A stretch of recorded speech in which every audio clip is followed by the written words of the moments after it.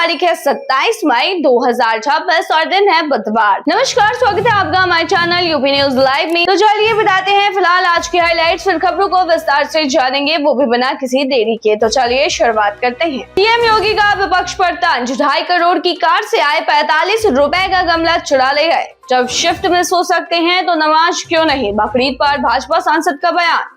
Kanpur central पर 21 जून को know Tren de, 24 घंटे नहीं चलेगी कोई ट्रेन। गाजी मियां मेले में उमड़ी भारी भीड़, रात में टूटी शादी की रस्म बनी आकर्षण का केंद्र। चलिए अब खबरों को विस्तार से बताते हैं। सीएम योगी का विपक्ष पर तंज, 2.5 करोड़ की कार से आए 45 रुपए का गमला चुरा ले गए। लखनऊ के महापौर सुषमा खरकवाल के 3 वर्ष पूरे होने पर इंदिरा गांधी प्रतिष्ठान में आयोजित कार्यक्रम के दौरान मुख्यमंत्री योगी आदित्यनाथ ने विपक्ष पर जमकर निशाना साधा। 413 करोड़ रुपए के विकास परियोजनाओं के लोकार्पण और शिलान्यास के बीच सीएम योगी ने कहा कि उनकी सरकार ने पिछली सरकारों के गड्ढे और कूड़ेदान भरने का काम किया है। उन्होंने सरकारी संपत्ति की सुरक्षा की अपील करते हुए तंज कसा कि कुछ लोग 2.5 करोड़ की कार से आते हैं और 45 रुपए का गमला चोरी कर लेते हैं, उससे ज्यादा का तो तेल लग जाता है। मुख्यमंत्री ने कहा कि कभी उनके मन में विचार आया था कि ऐसे लोगों की तस्वीरें चौराहों पर लगाई जाए ताकि जनता समझ सके कि सरकारी संपत्ति का नुकसान कौन कर रहा है। जब शिफ्ट में सो सकते हैं तो नमाज क्यों नहीं, बकरीद पर भाजपा सांसद का बयान। आपको बता दें, उत्तर प्रदेश में बकरीद और बढ़ती महंगाई को लेकर राजनीतिक बयानबाजी जो है वो तेज हो गई है। भाजपा सांसद राजकुमार चाहर ने ईद अल अजहा के मौके पर नमाज व्यवस्था को लेकर बयान देते हुए कहा है कि अगर मुसलमान की संख्या ज्यादा है तो वो शिफ्ट में नमाज क्यों नहीं पढ़ सकते हैं। उन्होंने कहा है कि व्यवस्थाओं को ध्यान में रखते हुए समाधान निकाला जाना चाहिए। वहीं पेट्रोल डीजल की बढ़ती कीमतों और महंगाई पर रिएक्शन देते हुए सांसद ने कहा है कि कोरोना काल में जिस तरह सरकार ने चुनौतियों का सामना किया था, उसी तरह मौजूदा परिस्थितियों में इससे भी निपटा जाएगा। इसके अलावा समाजवादी पार्टी प्रमुख अखिलेश यादव के वैश्विक संकट से जुड़े बयान को उन्होंने गैर जिम्मेदाराना भी करार दिया है। कानपुर सेंट्रल पर 21 जून को नो ट्रेन डे, 24 घंटे नहीं चलेगी कोई ट्रेन। आपको बता दें कि कानपुर सेंट्रल पर 21 जून को कोई भी ट्रेन नहीं चलने वाली है। यूपी के कानपुर सेंट्रल स्टेशन पर 6 साल बाद एक बार फिर 21 जून को नो ट्रेन डे होगा। सुबह 6 बजे या फिर 8 बजे से 24 घंटे तक यहाँ से एक भी ट्रेन नहीं चलेगी। इससे पहले कोरोना काल में लॉकडाउन की वजह से 22 मार्च 2020 से 11 मई 2020 तक सेंट्रल से एक भी ट्रेन नहीं चली थी। इस बार इंटरलॉकिंग के काम की वजह से ऐसा होने जा रहा है। 11 जून से 20 जून तक प्री और नॉन इंटरलॉकिंग का काम होना है। इसके बाद 21 जून को मुख्य इंटरकॉलिंग का काम होगा। डिप्टी सीटीएम आकांशु गोविल ने बताया है कि इसी वजह से सेंट्रल स्टेशन की ट्रेनों को दूसरे स्टेशनों से डायरेक्ट करके चलाया जाएगा। गाजी मियां मेले में उमड़ी भारी भीड़, रात में टूटी शादी की रस्म बनी आकर्षण का केंद्र।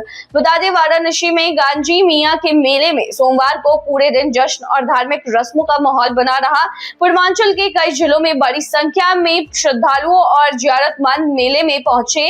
गाजी मियां की शादी से जुड़ी पारंपरिक रस्में निभाई गई। वहीं ढोल नगाड़ों और कव्वालियों ने पूरे क्षेत्र को भक्तिमय माहौल में डुबा दिया था। दिन भर मेले में भारी भीड़ रही और लोगों ने मजार पर पहुंचकर दुआ मांगी। रात में परंपरा के अनुसार गाजी मियां की शादी टूटने की रस्म अदा की गई, जिसे देखने के लिए भी बड़ी संख्या में लोग मौजूद रहे। मान्यता है कि गाजी मियां कुंवारे ही रह गए थे, इसलिए हर साल यह परंपरा निभाई जाती है। प्रशासन ने मेले के दौरान सुरक्षा और व्यवस्था के खास इंतजाम भी किए थे। 16 साल का इंतजार खत्म, चंदौली में 50 बेड अस्पताल निर्माण को मिली मंजूरी।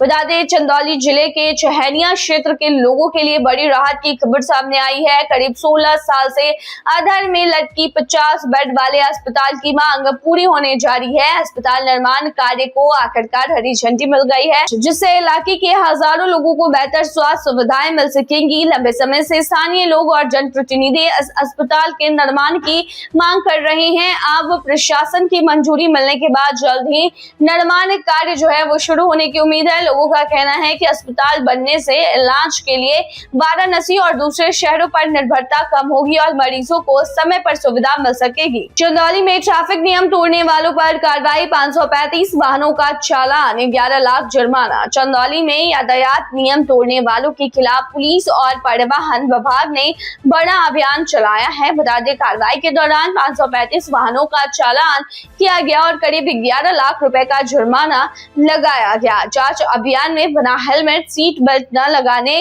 गलत दिशा में वाहन चलाने और जरूरी डॉक्यूमेंट न होने जैसे मामलों में कार्रवाई की गई। अधिकारियों ने कहा है कि सड़क हादसों को रोकने और लोगों में ट्रैफिक नियमों के प्रति जागरूकता बढ़ाने के लिए यह अभियान लगातार जारी रहेगा। पुलिस ने लोगों से नियमों का पालन करने और सुरक्षित ड्राइविंग अपनाने की भी अपील की है।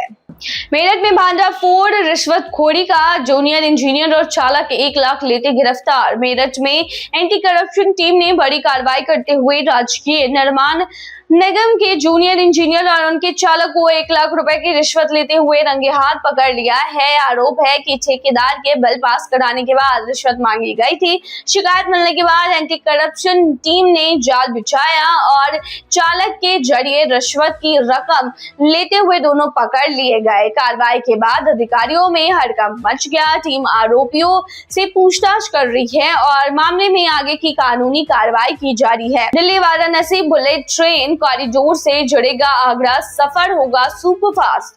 आगरा और मथुरा को जल्द ही बुलेट ट्रेन की बड़ी सौगात मिल सकती है। Delhi Varanasi high speed rail corridor के तहत आगरा शहरी क्षेत्र को इस परियोजना से जोड़ा जाएगा। प्रभावित बुलेट ट्रेन की रफ्तार करीब 350 किलोमीटर प्रति घंटा होगी, जिससे दिल्ली से वाराणसी तक का सफर बेहद कम समय में पूरा हो सकेगा। जानकारी के मुताबिक आगरा में एतमादपुर, मदरा और मथुरा में चौली गांव के पास स्टेशन बनाए जाने की योजना है। यह high speed rail corridor Uttar Pradesh के कई प्रमुख शहरों को जोड़ते हुए आधुनिक रेल नेटवर्क का हिस्सा बनेगा। ईरानी प्रतिनिधि ने किचौछा शरीफ दरगाह में मांगी भारत की खुशहाली की दुआ। उत्तर प्रदेश के प्रसिद्ध सूफी तीर्थ किचौछा शरीफ दरगाह पर मंगलवार को ईरान के प्रतिनिधि डॉक्टर अब्दुल मजीद हकीम अल्लाही पहुंचे। दरगाह में उन्होंने भारत की खुशहाली, अमन और देश के दुश्मनों के विनाश के लिए विशेष दुआ मांगी। उनके आगमन को लेकर इलाके में कड़ी सुरक्षा व्यवस्था की गई थी। इस दौरान उन्होंने कहा कि भारत और ईरान के रिश्ते हजारों साल पुराने हैं और सूफी परंपरा ने दोनों देशों को जोड़ने में अहम भूमिका निभाई है। हकीम अल्लाही ने यह भी कहा है कि कई ईरानी सूफी संत भारत आए और यहाँ की आध्यात्मिक विरासत को मजबूत किया। इस दौरे को भारत ईरान सांस्कृतिक और आध्यात्मिक संबंधों को मजबूत करने वाला अहम कदम माना जा रहा है। यूपी के ITI बनेंगे ग्लोबल स्किल सेंटर, युवाओं को मिलेगा बेहतर रोजगार। उत्तर प्रदेश सरकार राज्य के ITI संस्थानों को आधुनिक तकनीक और वैश्विक रोजगार के हिसाब से तैयार करने की दिशा में बड़ी कदम जो है वो उठा रही है।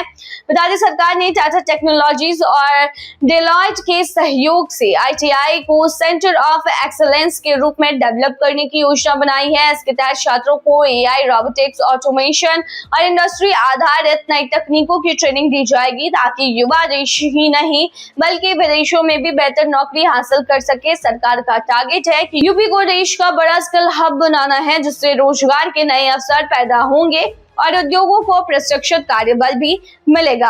आगरा में टोरेंट पावर को कथित 431 करोड़ की राहत पर बवाल, नगर निगम में प्रदर्शन। आपको बता दें कि आगरा में टोरेंट पावर को लेकर बवाल मचा हुआ है। टोरेंट पावर के कथित 431 करोड़ रुपए माफ किए जाने के विरोध में आगरा नगर निगम कार्यालय पर लोगों ने जोरदार प्रदर्शन किया है। प्रदर्शनकारियों ने आरोप लगाया है कि नगर निगम ने बिजली कंपनी को बड़ी राहत दी है, जबकि आम जनता की समस्याओं और शहर के विकास कार्यों की अनदेखी की जा रही है।